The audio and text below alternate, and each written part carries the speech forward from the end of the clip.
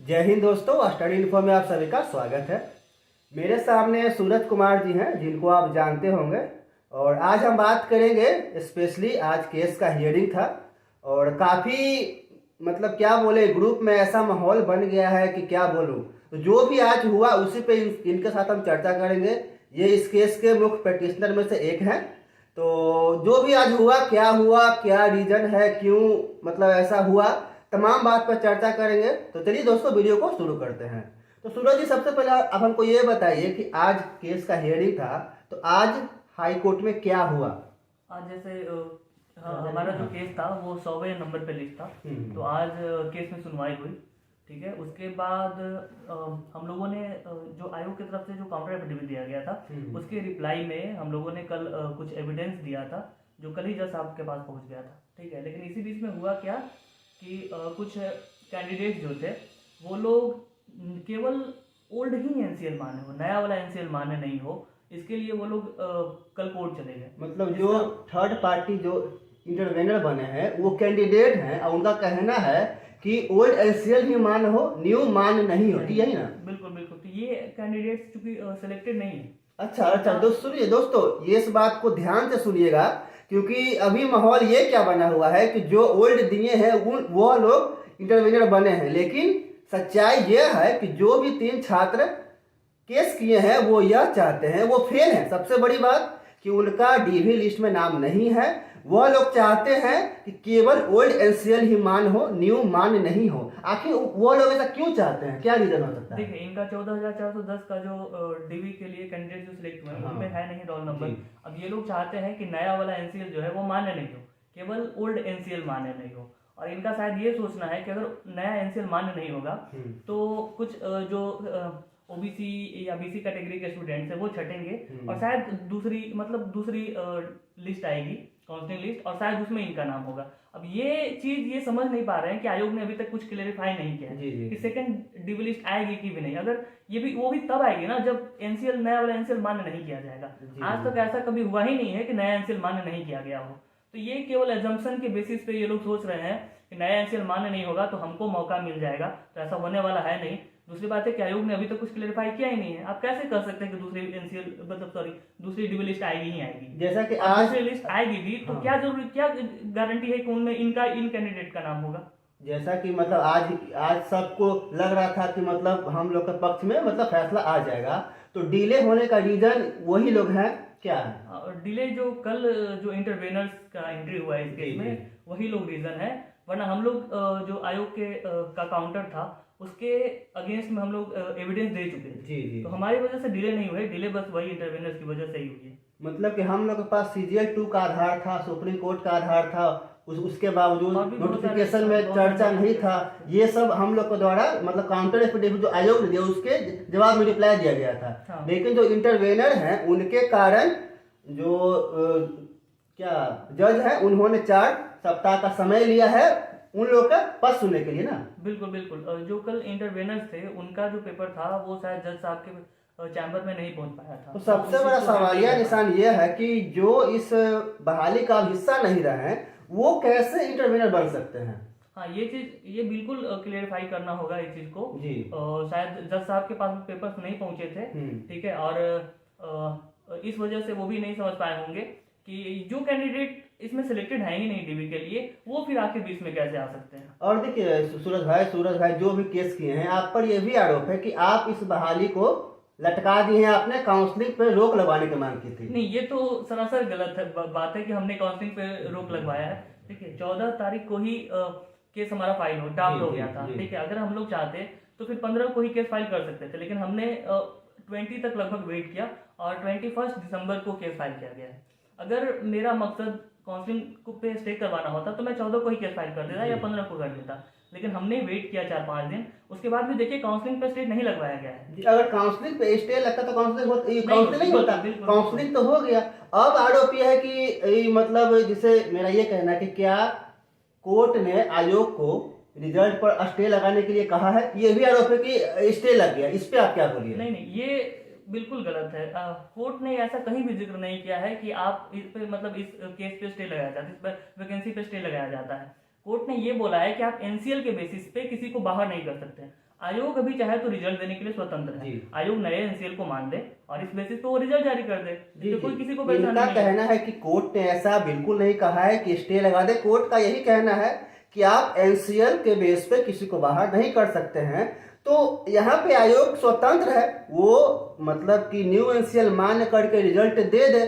तो छात्र इनको बोल रहे हैं कि आप लोग केस करके फंसा दिए हैं और आयोग मान लेती। देखिए हाँ, ये भी सवाल है कि बहुत लोग कहना है कि आयोग न्यू एनसीएल मान लेती। इस पे आप क्या जवाब देना अगर चाहेंगे? आयोग को नया एनसीएल मानना ही था तो हाँ। उसने नोटिस क्यों दिया और उसमें ये क्यों मेंशन कर दिया कि 2014 31/10/2014 से पहले ही का चाहिए। और कुछ लोग जो हैं ये बोल रहे हैं कि आयोग मान लेती, ये उनका एजम्पशन है बस। जी। मान लेती ये अब कैसे कर सकते हैं? आप सॉलिड एविडेंस दीजिए, हम कल के कल आज के आज केस वापस लेने के लिए रेडी हैं। आप हमको एक आयोग से नोटिस दिलवा दीजिए या फिर आपके पास कोई एविडेंस, हम किसी को भी बोल रहे हैं जो ऐसे आरोप लगा रहे हैं वो आप हमको दे दीजिए, हम भैया कल के कल केस वापस करने को रेडी है। लेकिन केवल अनुमान के आधार पे केस वापस नहीं होगा। अनुमान के आधार पे हम जो 3-4 हजार कैंडिडेट्स हैं उनके लाइफ के साथ खिलवाड़ नहीं कर सकते हैं। जैसे अगर स्टे रिजल्ट पे नहीं लगा है, अगर आयोग यहाँ पे न्यू एनसीएल वाले को बाहर करके रिजल्ट दे देगी और आप लोग जो न्यू एनसीएल दिए हैं जितने भी छात्र, वो आंकड़ा मुझे भी नहीं पता, अगर वो लोग को बाहर कर देती है तब जितने बाहर होंगे वो लोग क्या करेंगे? क्या तो पॉसिबल है? नहीं, पहली बात तो यह है कि आयोग ऐसा करेगी नहीं कि मतलब कुछ खास कैटेगरी के लोग का रिजल्ट आ जाए और कुछ लोगों को मतलब रिजल्ट से बाहर कर दिया जाए। ठीक है, अगर ऐसा होता भी है तो हमारे पास फिर कोर्ट का ऑप्शन तो खुला हुआ है ना। हमारा केस ऑलरेडी सिंगल बेंच में है, फिर डबल बेंच, फिर सुप्रीम कोर्ट, ये सब कुछ बचा हुआ है। अगर इन केस होता है तो हम लोग हालांकि चाहेंगे नहीं कि ऐसा कुछ भी हो, क्योंकि हमें भी जॉब लेना है। ऐसा नहीं है कि कुछ लोग कि हम भी बेरोजगार है भाई, हमको भी जॉब चाहिए। तो जैसा कि मतलब सब लोग हम लोग सही थे, हम लोग काउंसलिंग का डिमांड किए, टाइपिंग का डिमांड किए। अब जब फाइनल रिजल्ट की बात आ रही है तो आखिर सब लोग बंट क्यों गए हैं? युवा वाले ब्लेम कर रहे हैं, SC ST वाले। हाँ, SC ST के बाद में मैं आता हूँ कि कुछ SC ST वालों का कहना है कि उनका एनसीएल मतलब कास्ट सर्टिफिकेट मान्य था, उसके बावजूद केस के नाम पे फंडिंग किया गया, केस किया गया। इस पर क्या कहना है आपका? अगर ऐसा था तो आयोग ने 27 को नोटिस क्यों दिया? 27 को अभी भी नोटिस नहीं आया है। 27 को ये चीज क्यों पता चला? नोटिस क्यों दिया गया था जिसमें ये लिखा गया था कि 31/10/2014 से पहले का ही कास्ट सर्टिफिकेट चाहिए और एनसीएल सर्टिफिकेट जबकि चाहिए। 7 दिसंबर 11 दिसंबर में क्या लिखा हो, तो आप एक बार फिर बोल दीजिए SC ST के बारे में। 7 दिसंबर को जो नोटिस आया तो उसमें सबसे पहली बात तो एनसीएल का जिक्र था ही नहीं, केवल SC ST के कास्ट सर्टिफिकेट का जिक्र था। जो 11 को आया दूसरा नोटिस, उसमें जिक्र था एनसीएल का। तो सबसे पहले तो भाई जो SC ST कैटेगरी के लोग हैं उन्हीं को परेशानी हुई थी जी। और वो लोग 13 तारीख को आए भी थे। अगर वो लोग निश्चित थे तो 13 को क्यों आते हैं? 13 के आंदोलन में SC ST वाले भी छात्र रहे थे और 24 को जो हियरिंग हुई उसके बाद 27 तारीख का एक नोटिस था जो स्क्रूटनी वाला, वो वायरल हुआ। उसमें क्या कहा गया SC ST के बारे में? आयोग का ओरल ऑर्डर आया था, उसके बाद ये चीज वायरल हुआ था जी। ठीक है, तो ये कहीं ना कहीं आयोग का जो ऑर्डर था, ओरल ऑर्डर, उसी का जिक्र था जिसमें ये चीज मेंशन था कि आप जो है कास्ट के बेसिस पे किसी को मेरिट से बाहर नहीं कर सकते हैं। उसी के बाद मतलब 24 दिसंबर के बाद, इसलिए 27 को शायद वायरल हुआ। इसमें जो 3 पेटिशनर है कौन कौन कैटेगरी के हैं? इसमें BC कैटेगरी के एक पेटिशनर है, मैं खुद EBC कैटेगरी का हूँ, और एक और SC कैटेगरी के पेटिशनर है। और हम सुने कि इनमें एक का कैटेगरी चेंज हुआ है, वो कौन है? क्योंकि बहुत लोग डर रहे हैं, बहुत लोग ये भी कहना है कि आप लोग सिर्फ केस का बात कर रहे हैं, कैटेगरी चेंज वाले के आप लोग बात नहीं रख रहे हैं। और मतलब इसमें मतलब जो एक कोई है ऐसे जिनका चेंज हुआ है? बिल्कुल बिल्कुल, इसमें एक BC कैटेगरी के जो है स्टूडेंट, उनका कैटेगरी चेंज हो गया है, EBC कैटेगरी हो गया है। ठीक है, तो ऐसा नहीं है कि हम केवल अपने लिए लड़ रहे हैं। इसमें अगर हमको अपने लिए लड़ना होता तो SC कैटेगरी को क्यों शामिल करता मैं पिटिशनर में? मतलब कि हम लोग सभी के लड़ रहे हैं, लेकिन बदनाम को ये हो रहा है कि तुम लोग अपना सिर्फ चला रहे हो, ये चाह रहे हो, तुम लोग स्टे लगा दिए। तो अब क्या आयोग आगे क्या करेगी? अब आप ही बताइए, सबसे सही रास्ता अभी क्या है? देखिए, सबसे पहली बात तो हम आरोप पे आएंगे कि हमेशा कुछ लोग अपोज करते हैं, टांग खींचने वाले लोग हर जगह पे होते हैं।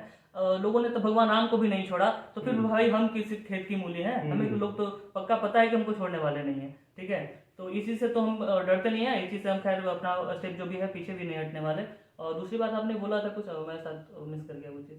मतलब ये हाँ, मतलब और चीज की आप पे दबाव आ रहा है केस वापस लेने, क्या आप केस वापस लेंगे? ऐसा बिल्कुल भी नहीं है। ऐसा मतलब मैक्सिमम कैंडिडेट जिनके साथ परेशानी है वो तो हमारे सपोर्ट में है भाई।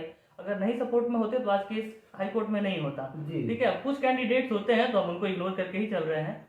मतलब कि दोस्तों निष्कर्ष यही निकलता है कि आज हम लोग के पक्ष में फैसला आ जाती, लेकिन जो थर्ड पार्टी का एंट्री हुआ है, इंटरवेनर जो बने हैं, शुरू में मुझे भी लगा कि हो सकता है वो सिलेक्टेड होंगे और उन्होंने ओल्ड एनसीएल जमा किया होगा, वो स्वार्थ भाव से चाहते हैं कि न्यू वाले बाहर हो जाएं ताकि उनको मनपसंद पोस्ट मिल जाए। लेकिन यहाँ सुनने में आ रहा है कि यहाँ तो बात ही अलग है, मतलब कि हद है यार, किसी का आप हक मार के कैसे मतलब अपना हक ले सकते हैं। जो खुली प्रतियोगिता होती है उसमें सबसे पहले मार्क्स का मायने रखा जाता है और किसी भी छात्र को एक एनसीएल या एक एससी एसटी के बेस पर बाहर करना बिल्कुल नहीं है। तो अब जो वकील मैम है उनसे वो आप लोग को क्या बोली है, अब आगे क्या होगा? देखिए, अब तो 4 वीक का जो समय मिला है, उसके बाद जब हियरिंग होगी तभी कुछ हो पाएगा।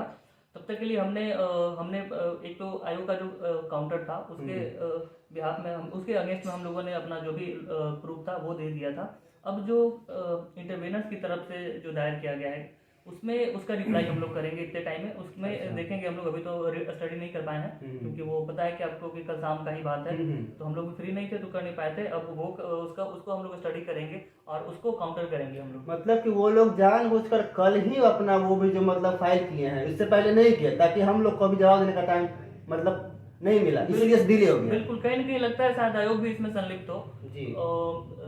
शायद आयोग भी डिले करवाना चाहती हो, इसलिए ऐसा कुछ किया गया है कि बिल्कुल एंड मौके पे किया गया है ये चीज। और आयोग ने पहले बोला था, जब हम लोगों ने रीड दायर किया था कि भाई 12,000 से ज्यादा कैंडिडेट्स ज्वाइनिंग का वेट कर रहे हैं, डिले हो रहा है। तो आयोग आज कहाँ चली गई थी जी? आज कहाँ चले गए? आज उनको अपोज करना चाहिए था इस चीज को। और ये चीज एक बात समझ में नहीं आती है कि आयोग तो लड़ ही रही है, आयोग का तो यही केस है कि हम पुराने वाले को एनसीएल को मानेंगे, तो फिर ये इंटरवेनर का क्या जरूरत है भाई? ये केस तो थोड़ा मतलब अजीब तरह से समझ नहीं आया। जबकि जो 3 पेटिशनर है वो लोग का रिजल्ट है, वो लोग अपने हक के लड़ रहे हैं। लेकिन सबसे बड़ा सवाल मैं भी बोलूंगा कि आखिर जो फेल छात्र हैं वो इस केस में शामिल कैसे हो सकते हैं, है ना?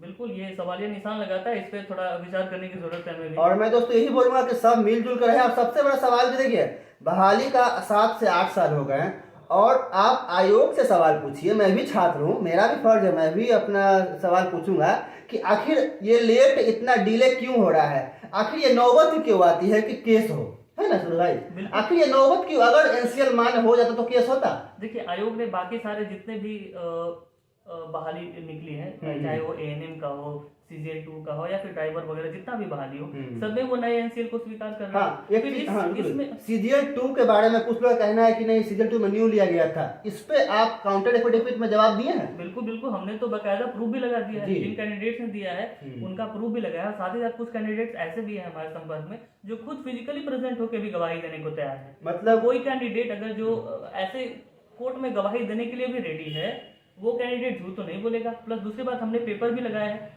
इंसान झूठ बोल सकता है, पेपर तो उसका झूठ नहीं बोलेगा। मतलब साफ प्रमाण आप लोगों ने दे दिया है कि सीजीएल 2 में आयोग ने लिया था। और सबसे बड़ा आधार, आज हम लोग केस जीत जाते बिल्कुल, और अगर नेक्स्ट हियरिंग हो तो हम लोग केस जीत रहे हैं कि नहीं जीत रहे हैं? हम तो कल एक जज से भी बात किए थे, उन्होंने बोला कि आप 95% केस जीत चुके हैं, बस चूंकि ओपोजिशन जो है उसको बिना सुने हुए कोई भी डिसीजन नहीं दिया जा सकता है, इसलिए एक फॉर्मेलिटीज बच गई थी। तो आज हम लोग ये चीज मान के बैठे थे कि आज हियरिंग होगी और आज जो है हमारे पक्ष में फैसला आ जाएगा। तो दोस्तों आपने जो भी बात था इसे सुना। और मैं भी बता दूं कि एक प्लानिंग टीम के मेंबर होने के नाते मैं यही कहूंगा कि आपस में लड़ने से कोई फायदा नहीं है। अगर आपको सवाल पूछना है तो आप बिहार कर्मचारी चयन आयोग से पूछिए, क्योंकि मैं भी छात्र हूं, मैं कोई यूट्यूबर नहीं हूं, मैं पैसे के लिए वीडियो नहीं बना रहा हूं। बस मुझे बात रखनी होती है, मैं वीडियो बनाता हूं। आप आयोग के थ्रू फॉर्म भरे हैं, वो आपका एग्जाम ली है, वो आपका काउंसलिंग ली है, आप उनसे सवाल पूछिए कि आखिर डिले क्यों हो रहा है। आप रिजल्ट दे दीजिए। और हम लोग किसी का हक छीन नहीं रहे थे, जो भी केस हुआ है हक अपना मांगने के लिए हुआ है। लेकिन जो और थर्ड पार्टी ने एंट्री किया, इंटरवेनर जो है, वो चाहते हैं कि इसका हक छीनकर हमको हक मिल जाए। तो ये कहीं का इंसाफ नहीं है। तो चलिए दोस्तों, इस वीडियो में इतना ही, और जो भी बात होगा मैं इसके बाद अपडेट दे दूंगा। इस वीडियो में इतना ही, तब तक के लिए धन्यवाद, जय हिंद।